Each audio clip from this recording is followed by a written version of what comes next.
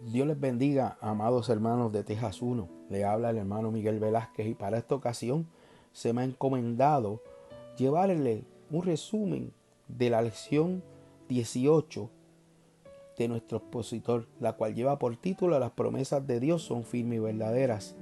La base bíblica se encuentra en 2 de Pedro 1, 1 al 21 y el capítulo 3, 1 al 18. La lectura bíblica, la que voy a obviar por cuestiones, ¿verdad?, de tiempo, y voy a dejar que ustedes la estudien en su casa, pues se encuentra en 2 de Pedro, capítulo 1, 1 al 7, capítulo 3, 8 y 2 al 13.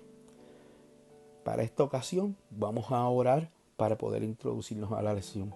Amantísimo Dios y Padre del cielo, gracias te damos, Dios mío, por la oportunidad que me das de llevar esta lección, Dios Padre. Te pido, Padre, que me dé la gracia y la sabiduría para poderle impartirla a nuestros hermanos, para que sea edificante, para que llegue a sus corazones y que les inste a seguir aprendiendo de la Biblia.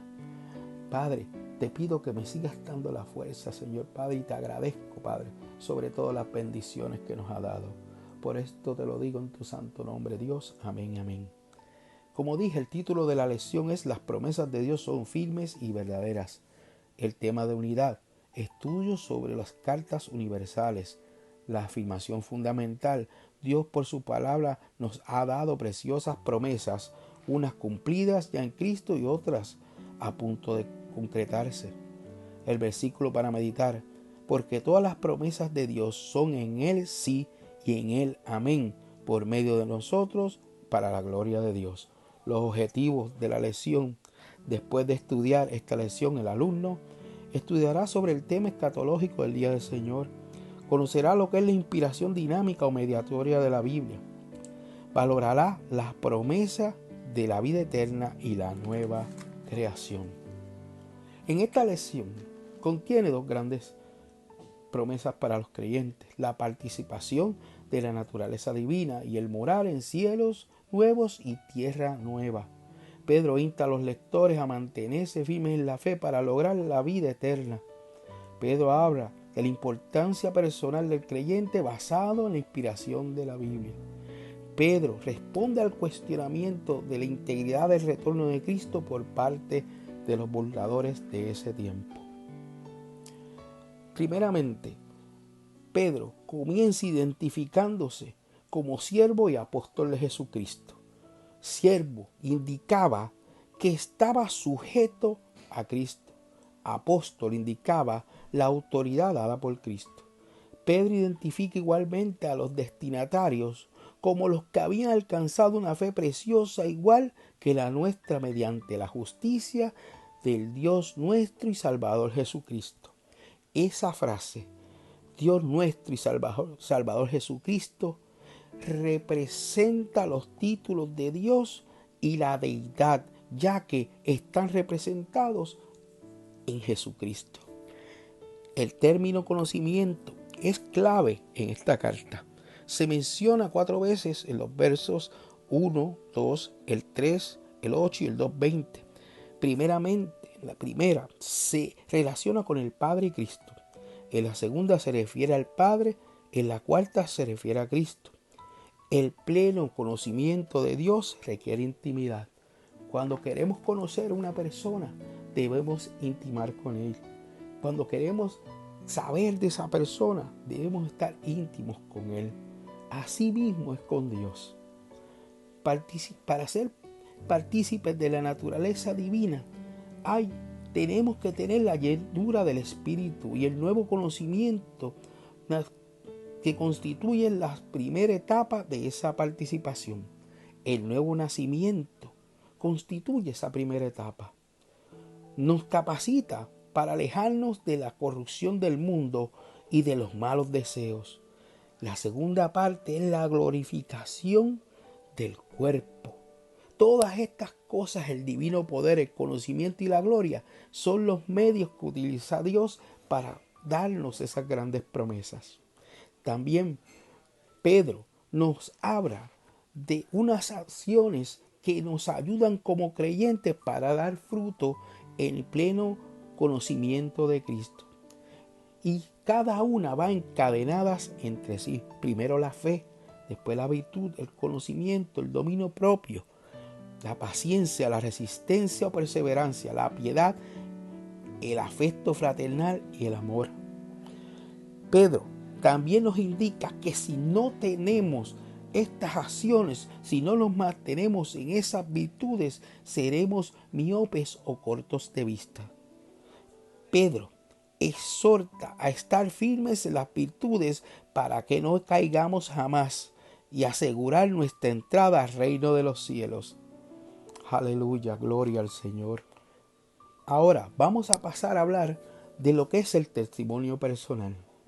Pedro sabía que le quedaba poco tiempo de vida, ¿verdad?, en la tierra. E insta a los lectores recalcando los principios en cuanto a Jesucristo, que la fuente de su mensaje no provenía de la venida o provenía de mitos, sino que provenía del poder y de la venida de Cristo. Gloria a Dios. Pedro y los apóstoles fueron testigos oculares de ese poder.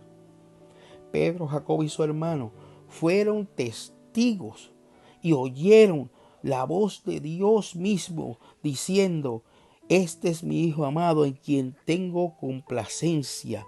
Y esa voz representó la evidencia clara de la honra y gloria que Cristo recibió del Padre. Por eso, ese fue el testimonio personal de Pedro. En cuanto a las Sagradas Escrituras, nos habla de la palabra profética, la palabra que ellos mismos recopilaron. La palabra de Dios, nos dice Pedro, que es más segura e infalible guía de conducta y de fe. La palabra no provino por dirección humana, sino de los autores escogidos por Dios y guiados por el Espíritu Santo de Jesucristo. En cuanto a la inspiración de la Biblia, Pedro nos indica que proviene del Espíritu Santo de Dios mediante dos vías. La primera proviene de las mismas palabras de la boca del Señor. Y la segunda proviene de los autores que fueron capacitados y escogidos por el mismo Espíritu Santo. Santo, gloria al Señor. Ahora, vamos a hablar un poco de las promesas de morar en cielos nuevos y en tierra nueva. Primeramente, la Biblia nos advierte de los burladores que se levantarán en los postreros días. ¿Y cuáles eran sus argumentos? El primer argumento era el supuesto retraso de las promesas de Dios sobre la venida de Cristo. El segundo, que no había habido ningún cambio en el mundo. La respuesta de Pedro. Pedro dice que los burladores olvidaban a conveniencia que el origen de la creación del universo fue la palabra de Dios mismo. Por medio del agua y por el agua subsiste. Repito, es por el medio del agua y por el agua subsiste. ¿Y qué significaba eso? ¿Por qué Pedro argumentó eso? El agua fue el medio que utilizó Dios para destruir el mundo antiguo, cambiando radicalmente la creación. Dios, por medio del Verbo, creó todas las cosas y por él subsisten. En cuanto a la supuesta tardanza, Pedro argumenta en el verso 8: para el Señor un día es como 1000 años y 1000 años es como un día. En el verso 9 refuerza lo que está diciendo que el Señor no retrasa sus promesas, sino que es paciente para que todos procedamos al arrepentimiento y seamos salvos. Así que, hermano, cuando a veces no tomemos que Cristo retrasa sus promesas, Él nunca llega tarde, sino que a veces nos está dando la oportunidad de que vengamos al arrepentimiento, que nos movamos en acción, que oremos y reclamemos por Él. Nunca Dios llega tarde, sino que es misericordioso para todos nosotros. Hablemos un poco, hermanos, del día del Señor. El día del Señor es un término que abarca diferentes eventos en el tiempo escatológico, incluyendo la gran tribulación hasta la consumación de todas las cosas, proveyendo una nueva creación. En cuanto al día del Señor, Pedro lo describe diciendo: vendrá como ladrón en la noche. Eso significa que vendrá de improviso, que vendrá sin avisar. Por eso, hermano, tenemos que estar preparados. Dice también que los cielos pasarán con gran estruendo. O sea, que habrá un gran estruendo y los cielos pasarán. Que los elementos serán quemados y consumidos por el fuego. Que los cielos también serán quemados y fundidos. Pero también hay una gran promesa. Hay una gran promesa para los que esperamos en Dios. Dice que habrán cielos nuevos, que habrá una tierra nueva y en esa tierra nueva habrá justicia. Qué gran promesa, hermano. Qué gran promesa. Dios nos está diciendo que a pesar de que habrá el día de la gran tribulación, que habrá el día en que todo será destruido, que será fundido, también nos dice que para los que esperamos en Él, habrá cielos nuevos, habrá una tierra nueva y habrá justicia. Pedro exhorta a que con diligencia, a que con prontitud debemos ser hallados sin mancha, siguiendo el ejemplo de Jesucristo. Lo que nos dice Pedro es que tenemos que estar libres de mancha, que tenemos que procurar seguir los designios y el ejemplo de Dios para el día grande del Señor. Que tenemos que tener paciencia para ser salvos. Que tenemos que tener paciencia en el Señor. Que tenemos que tener la paciencia de Dios que Él tiene para con nosotros, para que seamos salvos. Nos dice que la paciencia que tiene Dios es grande y es para darnos la oportunidad de ser salvos. Pedro cita las obras de Pablo al mismo nivel de las Escrituras, porque había unos torcidos que intentaban tergiversar la palabra. Pedro decía que Pablo, algunas eran difíciles y por tanto esta gente trataba de tergiversarlo. Pedro también exhorta a que crezcamos en la gracia y conocimiento de Dios.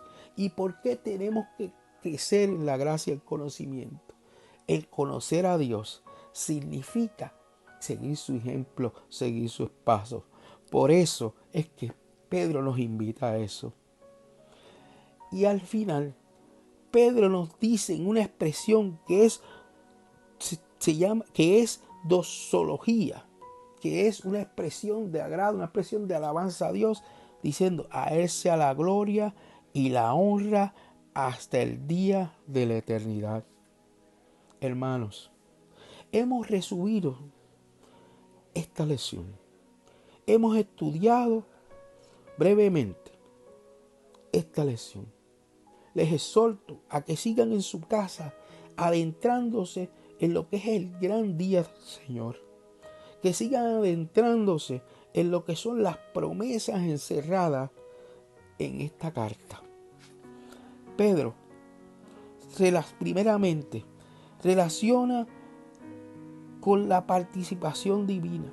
Habla de la participación de la naturaleza divina, en la cual el creyente ha comenzado su nuevo nacimiento y culmina con la glorificación del cuerpo. También, segundo plano, Pedro se refiere a morar eternamente en una nueva creación. Pedro nos habla de la gran promesa que nos tiene Dios, que se refiere a morar eternamente en una nueva creación.